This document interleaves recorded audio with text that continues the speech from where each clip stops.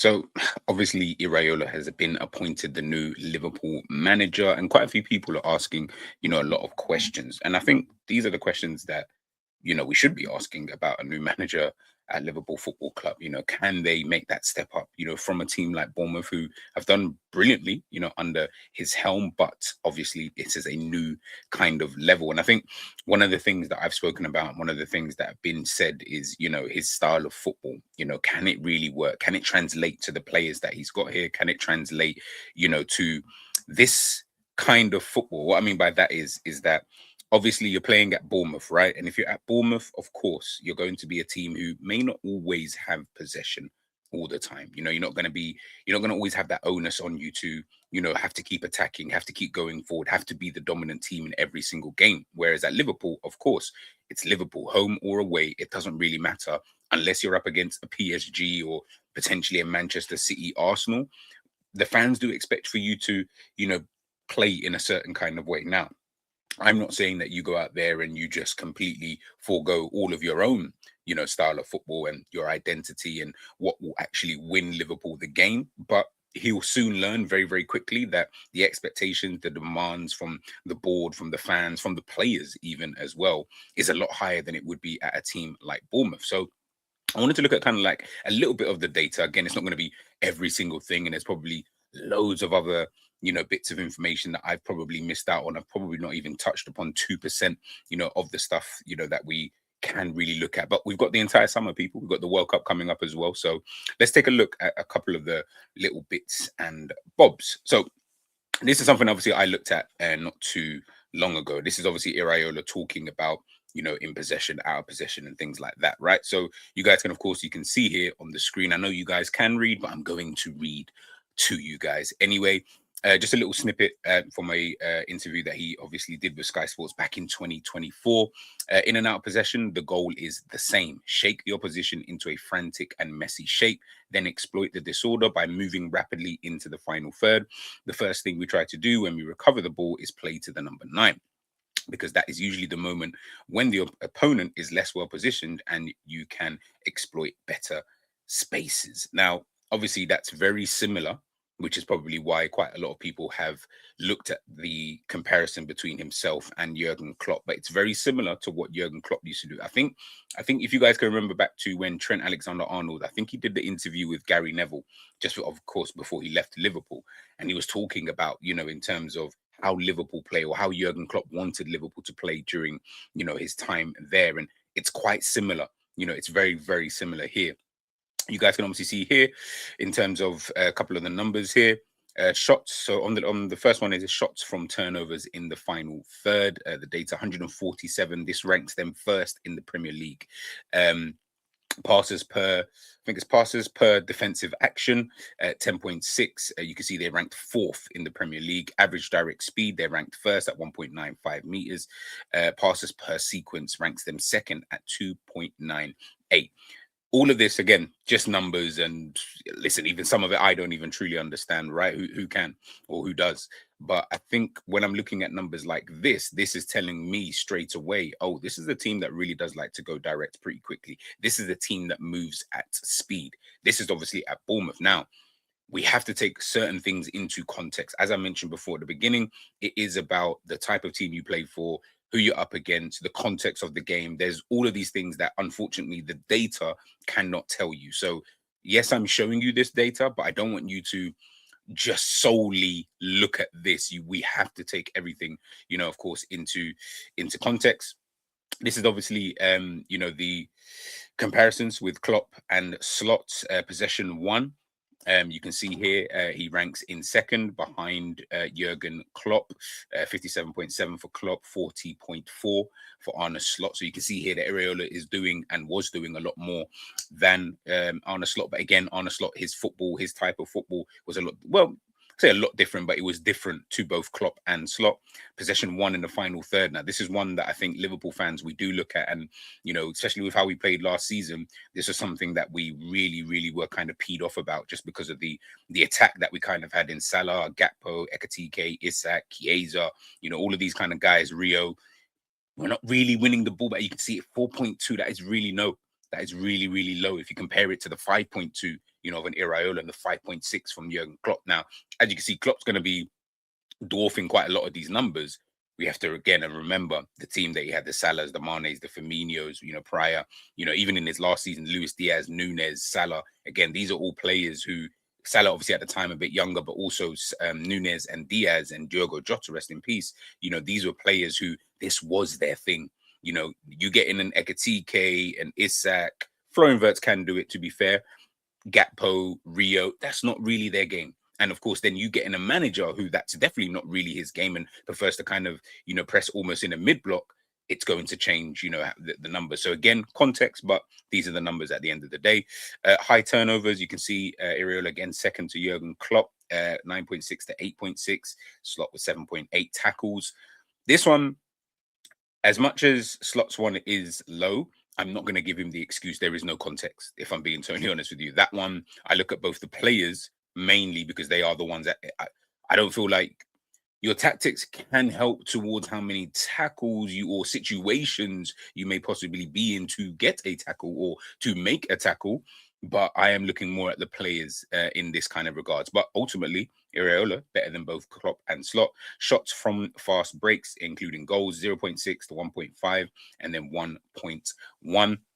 I mean, Slot there. I mean, shots from fast breaks, it's one of those, isn't it? Like you look at it and you think, well, look, Iraola's at 1.1, Slot's at 1.5. Again, Slot's obviously got the most here, but are they leading? Well, obviously, it's including goals, but how many times is this happening during games, throughout the season? I think these are the kind of things and these are the kind of actions. Obviously, if you don't score, it kind of is what it is. I can't always force that upon someone like Arne Slot, so to speak. So again, I look at that as more player than I do manager, so to speak.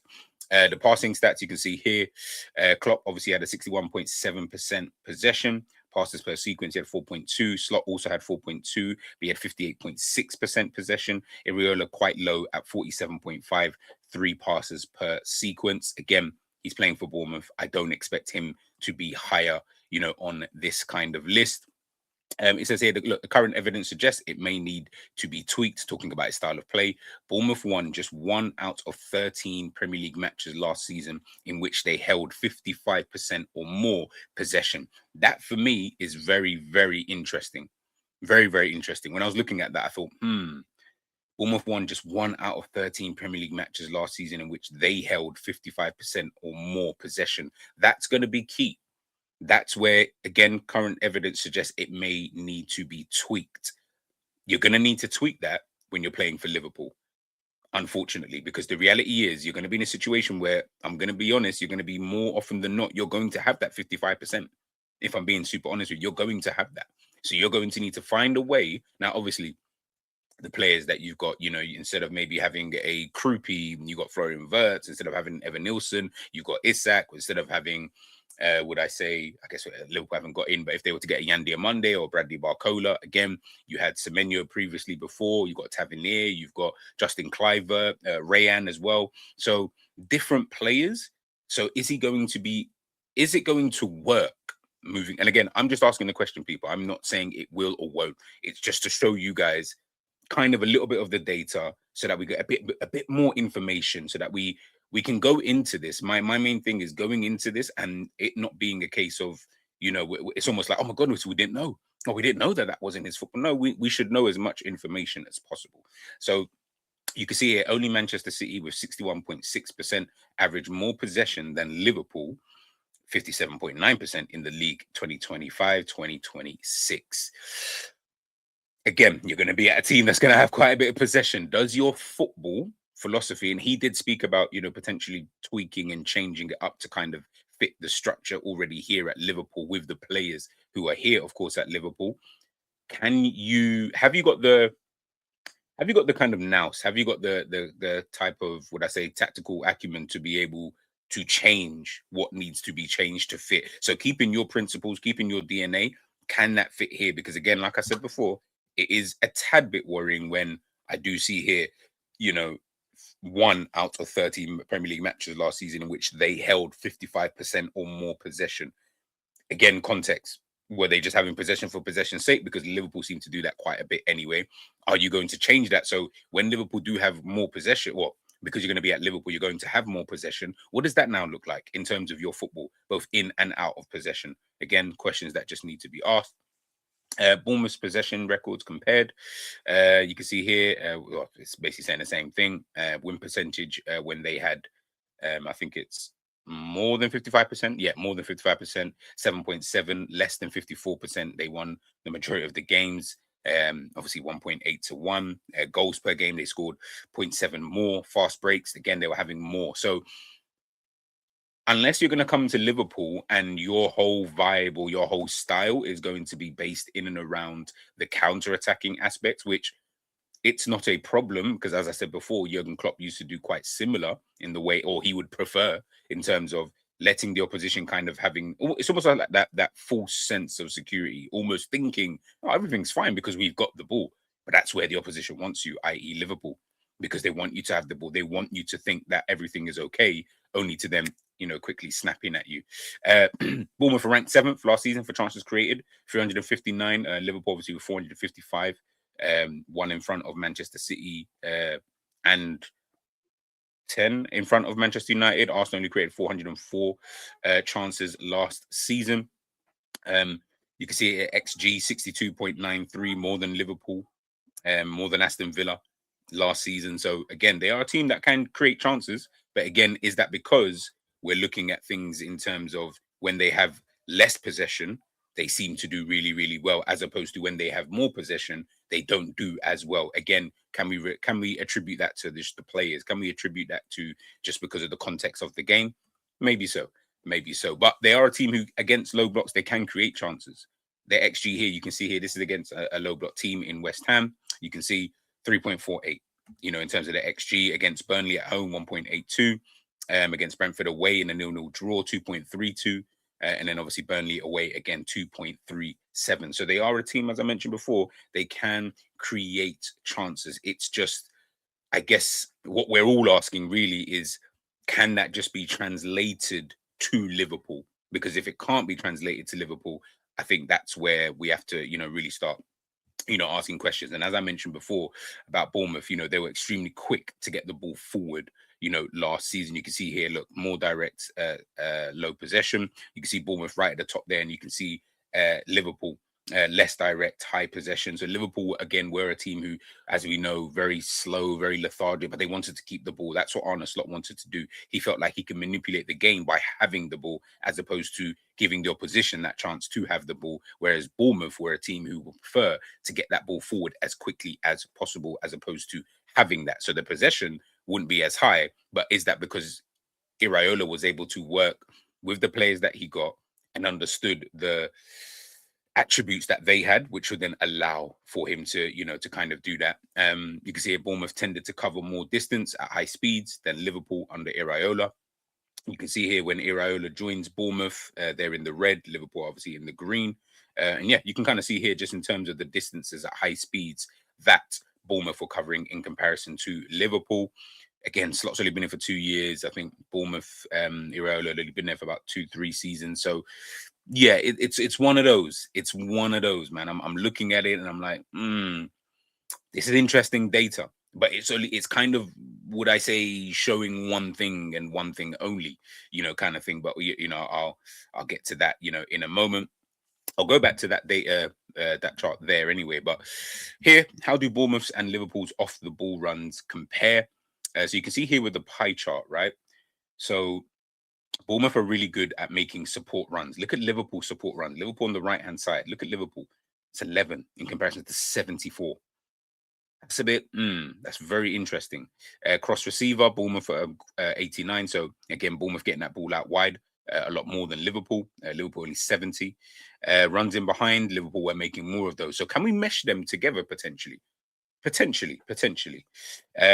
Overlapping runs. I mean, I think that's pretty evident. I mean, we watched Cody Gakpo and Milos Kerkez this season, or the season just gone, and yeah, that at least on that side, they must have contributed to the majority of that 62, for Liverpool. But you can see with Bournemouth, it's 96. So overlapping runs, whether it be from the fullback, whether it be from another wide player, That's something that Bournemouth did quite a lot. Do Liverpool have the players for that? Well, he's worked with Milos Kerkez before, and that's kind of what made him the player that we wanted to sign in the first place. Might work. Jeremy Frimpong, quite a similar player as well. Is that something that potentially we can, use to our advantage?